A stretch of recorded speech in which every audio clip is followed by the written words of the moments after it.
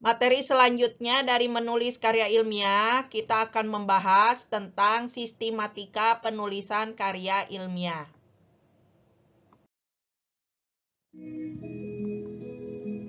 Ada 4 bab yang akan kita bahas, yaitu pendahuluan, landasan teoritis dan kerangka pemikiran, hasil penelitian, kesimpulan, dan saran.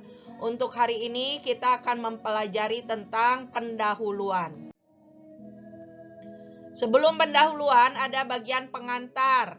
Bagian pengantar ada 6 hal, yaitu mulai dari cover atau judul yang di depan, kemudian halaman judul di halaman kedua, selanjutnya ada halaman persetujuan, kata pengantar, daftar isi, daftar lampiran apabila ada.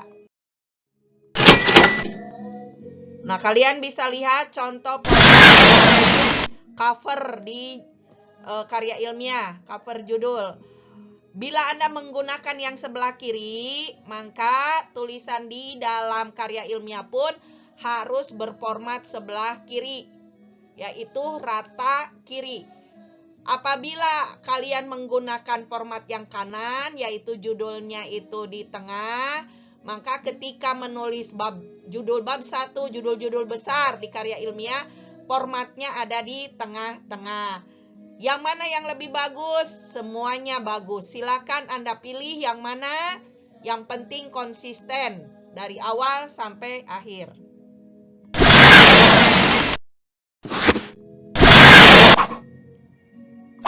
Format persetujuan seperti ini. Cermati.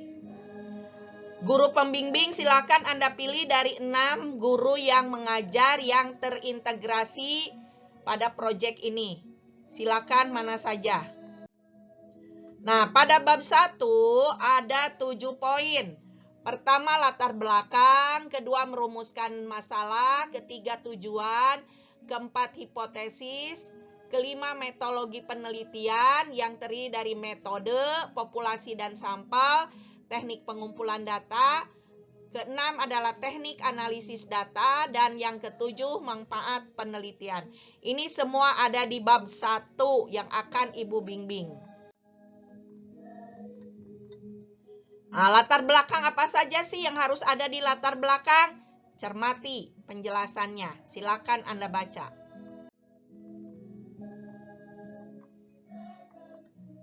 Berikut contoh latar belakang masalah. Silakan. Nah, rumusan masalah apa? Masalah-masalah yang benar-benar akan dibahas dan diselesaikan di bab 3. Berdasarkan judul yang sudah kamu tentukan. Dan rumusan masalah menggunakan kalimat tanya. Nah, nanti ini akan dibahas nanti di kelas ya. Jadi rumusan masalah itu hal-hal yang akan kamu teliti, begitu ya. Minimal 3 lah rumusan masalah. Nanti dikonsultasikan saja ya. Rumusan masalah itu harus kamu yakin bahwa kamu akan meneliti itu dan mampu diteliti, begitu ya. Ini contoh rumusan masalah, silakan baca. Nah, tujuan penelitian adalah kalimat berita yang menjawab rumusan masalah. Nah, contoh di sini ada contoh ya. Rumusan masalahnya kan berupa kalimat tanya. Apa sajakah akibat yang muncul karena kekurangan nutrisi penting bagi kesehatan emosional dan mental anak? Berupa pertanyaan ya.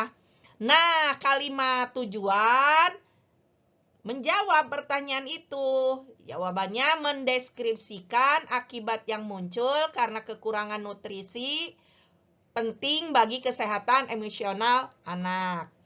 Jadi tujuan rumusan masalah berbentuk kalimat tanya, sedangkan tujuan penelitian berbentuk kalimat berita.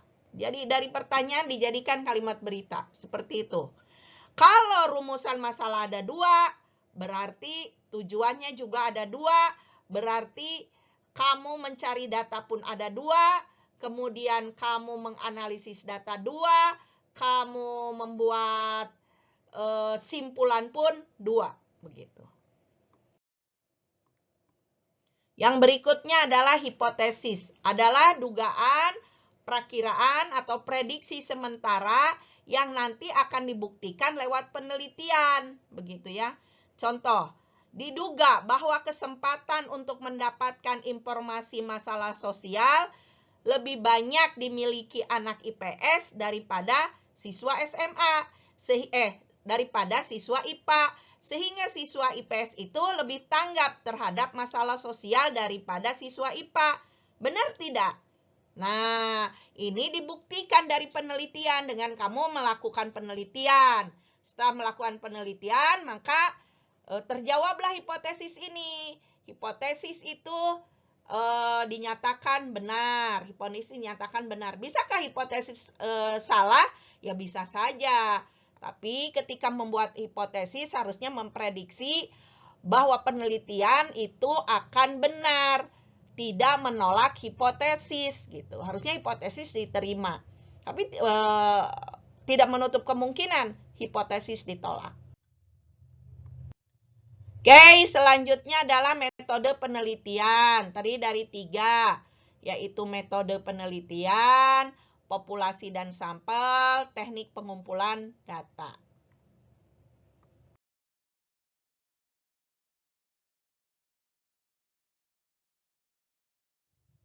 Metode penelitian itu adalah yang digunakan bergantung pada sifat masalah yang akan diteliti.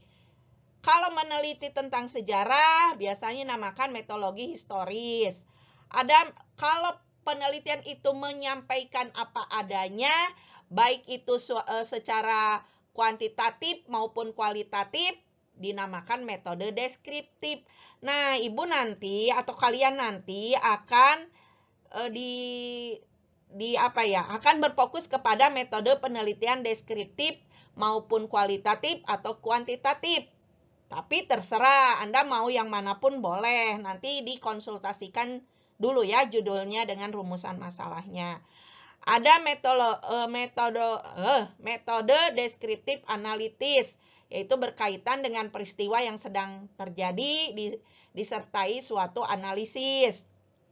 Ada juga metode eksperimen. Kalau kamu mau melakukan eksperimen atau percobaan, ya dinamakan metode eksperimen. Ada metode rasional empiris berdasarkan kenyataan.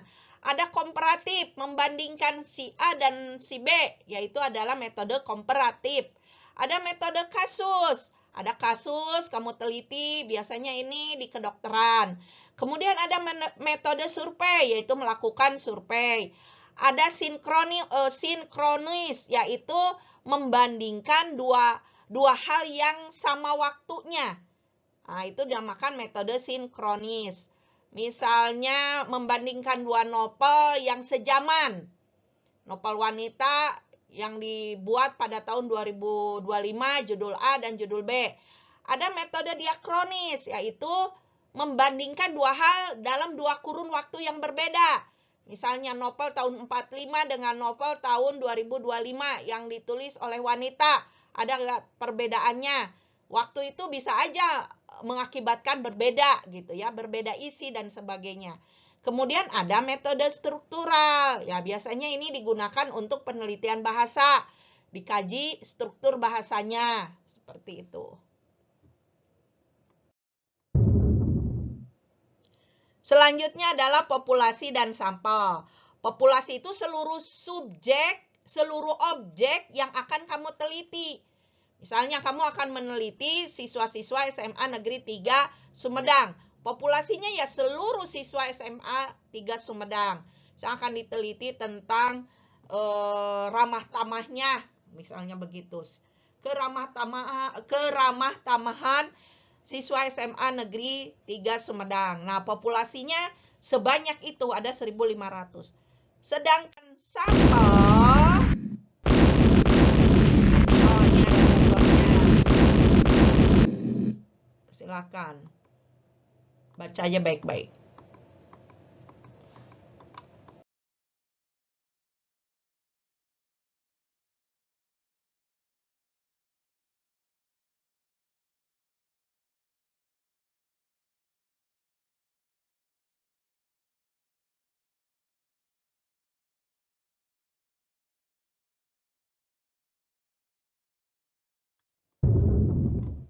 Nah, sampel adalah sebagian dari populasi. Begitu, itu yang dinamakan dengan sampel. Kalau tadi meneliti seluruh siswa SMA 3 Sumedang ada 1.500 terlalu banyak, maka kamu lakukanlah dengan memberikan sampel saja, meneliti sampelnya saja sebagian. Nah, bagaimana caranya untuk menentukan sampel penelitian?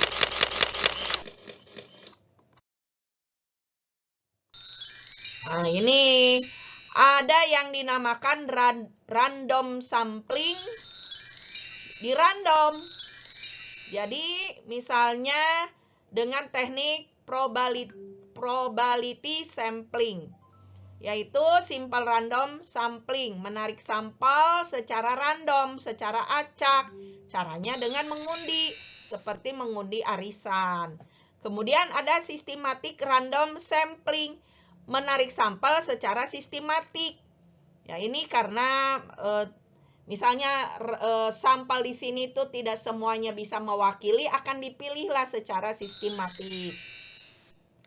Kemudian ada trivial random sampling, yaitu menarik sampel secara stratifikasi.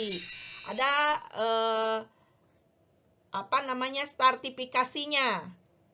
Yang harus diambil harus seperti ini, begitu ya. Ada cluster sampling, menarik sampel berkelompok. Misalnya di sini ada kelas 1, kelas 2, kelas 3A, saya mau meneliti untuk kelas 3-nya saja, misalnya gitu. Ada multi-string sampel, menarik sampel bertahap. Tahap pertama, tahap kedua, sampel pertama ini, sampel kedua ini, begitu ya. Kemudian ada areal sampling, menarik sampel wilayah. Jadi per wilayah, begitu.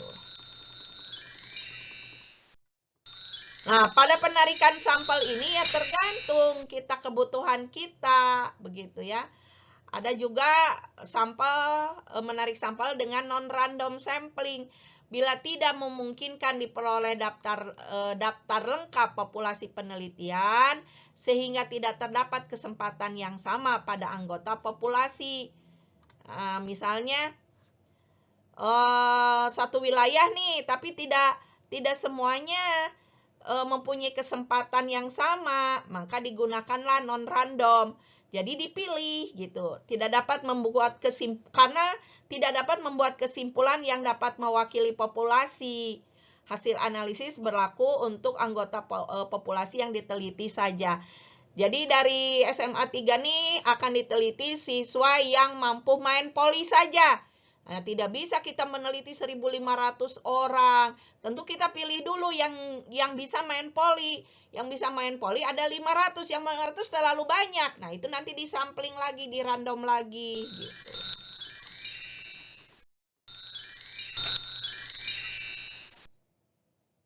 Ya, ini baca aja lah.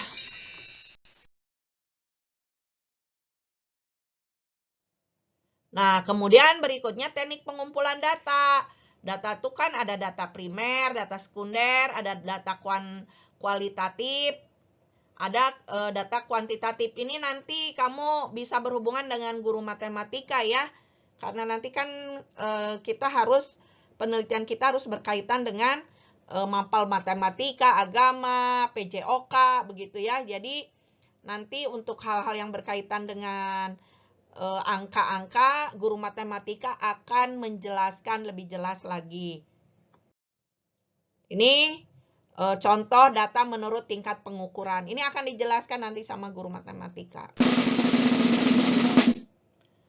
Nah, teknik pengumpulan data ini, kamu kan akan membuktikan rumusan masalah yang sudah kamu buat di bab 1. Dengan cara apa sih kamu mengumpulkan datanya supaya bisa menjawab rumusan masalah? Nah, ini kan maksudnya itu teknik pengumpulan data. Caranya dengan apa? Bisa dengan observasi, wawancara, penyebaran angket, studi pustaka, studi dokumen, eksperimen, percobaan, dan studi pustaka itu yang terakhir, keburu ketutup ya. Nah, selanjutnya teknik analisis data. Data yang sudah ada nih, sudah dapat dari teknik pengumpulan data, mau diapakan? Nah, ini adalah teknik analisis data. Jadi analisis data adalah proses sistematis untuk menguraikan, menginterpretasi, dan mengolah data agar dapat diambil kesimpulan yang berharga. Ini adalah langkah-langkah kritis dalam mengubah data mentah menjadi informasi yang berguna. Di bab 1 ini cukup dijelaskan poin-poinnya aja, langkah-langkah kerjanya. Pertama kan ini, kedua diapakan data, ketiga digimanain, keempat diapain gitu ya, sampai akhirnya mendapat kesimpulan. Nah, nanti teknik analisis data yang sudah kalian urutkan langkah-langkahnya, di bab 3 itu kalian laksanakan langkah-langkah itu. Begitu. Kalau nanti yang ditulis di analisis data nanti di bab 3 kok berubah, ya nggak apa-apa, nanti perbaiki aja teknik analisis datanya. Karena setelah di lapangan, oh ternyata harus ini dulu, begitu. Padahal sebelumnya sudah kita rancang A, B, C, D. Ternyata oh ada E, ada F, gitu. Ya boleh aja nanti kita sempurnakan lagi gitu ya. Nah, metode itu merupakan teknik utama. Nah, kalau ada penelitiannya kualitatif, langkah-langkahnya bisa mereduksi, mengcoding, mengkategorisasi, menganalisis tematik. Kemudian yang kuantitatif bisa frekuensi, mencari mencari varian, distribusi peluang. Sedangkan yang campuran yaitu integrasi narasi atau data numerik. Ini nanti guru matematika akan lebih menjelaskannya lagi karena ini akan berkaitan dengan menghitung data. Jadi data itu akan dihitung, akan direduksi, akan dipilih, akan dibuat simpulan gitu ya. Ini ada proses analisis data ada yang seperti ini langkah-langkahnya. Pertama, mengumpulkan data. Kedua, membersihkan data, jadi dipilih, direduksi, yang tidak penting dibuang, yang penting diambil. Kalau kurang diambil lagi datanya. Setelah itu diolahlah data itu. Cara ngolahnya dengan apa? Yaitu tadi mereduksi, mengcoding, memfrekuensi, mencari varian, kemudian mendistribusi peluang gitu ya. Setelah itu dianalisis, setelah diolah, kemudian dianalisis hasilnya. Oh, hasilnya ini. Kemudian dijelaskanlah hasil itu, dideskripsikan. Kemudian diinterpretasi atau divisualisasi. Ya, visualisasinya boleh lewat grafik dan sebagainya, begitu ya. Nanti akan di bab 3 ini akan dibimbing oleh guru matematika. Nah, ini contoh-contohnya, langkah-langkahnya analisis data apabila kamu menggunakan deskriptif. Kualitatif ada analisis reduksi tadi ya, yang udah Ibu jelaskan di depan. Baca aja. Kemudian yang kuantitatif ini ada cara-caranya, langkah-langkahnya. Nah, apabila nanti campuran, tadi ya data kuantitatif menjelaskan seberapa besar, data kualitatif menjelaskan mengapa dan bagaimana, kemudian analisis dilakukan secara paralel, saling menguatkan. Ibu, ini kan kamu bisa yang ini, teknik analisis data campuran. Tapi yang mana aja ya, sesuai nanti dengan rumusan masalah dan sesuai dengan judul. Dan yang terakhir, manfaat penelitian. Manfaat ditulis dalam bentuk poin-poin yang memungkinkan diperoleh secara praktis dari implementasi inovasi pembelajaran yang dihasilkan, diantaranya manfaat bagi. Apa sih manfaat kamu bagi ilmu pengetahuan? Apa sih manfaat penelitian kamu bagi lembaga, bagi masyarakat? Nah, disinilah inovasi kamu terlihat dari kamu menyusun manfaat dari penelitian kamu. Oh, penelitian saya ini akan lebih bermanfaat untuk pengetahuan karena bla bla bla, untuk lembaga karena ini, untuk masyarakat karena ini. Itulah inovasi dari penelitian Anda. Demikian Bab 1 nanti kamu konsultasi dengan ibu untuk bab 1 ya. Sekian dan terima kasih.